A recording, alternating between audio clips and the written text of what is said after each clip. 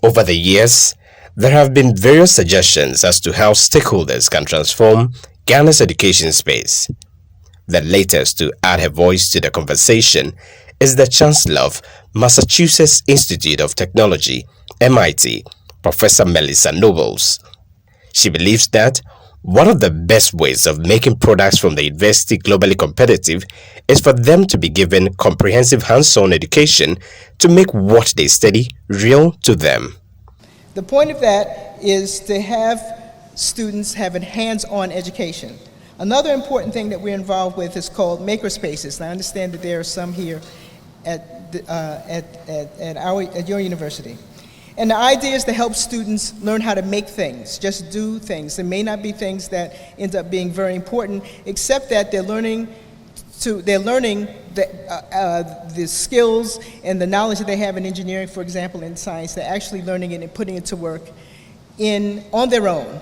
So the idea is to develop curiosity. So maker spaces are crucially important, and we find that those kind of activities which happen outside of the classroom are as important as what happens inside the classroom, because it makes what's happening in the classroom real, makes it a bit more relevant. Bringing what's happening in the classroom out into the world is something that I think students find important and engaging, and it makes what they're learning seem relevant. Because it's perfectly reasonable to ask, why am I learning this? And it seems we should have an answer to those questions. She also wants students to be given the opportunity to study courses they are interested in, which will help them produce their best and will be in a better position to address the planet's challenges.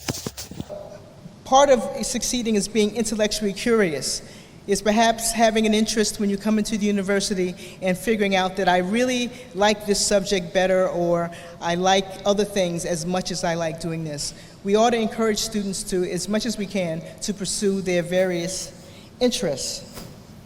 We also think it's very important for students to form and run their own organizations.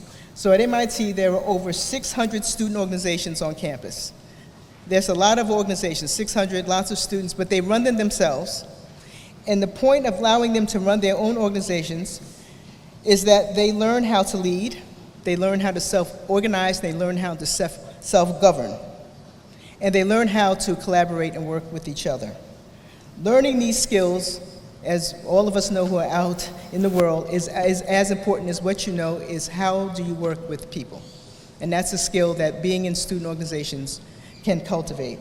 There are many other dimensions of technology that aren't so harmless, that have real implications for how we think about human life now and going forward. What we're seeing today is nothing like what the world is going to look like in 10 or 20 years. One of the advantages of being at MIT in a certain way is that I get to see the future, because a lot of things that are happening haven't been seen yet, but I get a chance to see it by looking at what our faculty are researching. Some of it is incredibly promising. Some of it can be a little scary.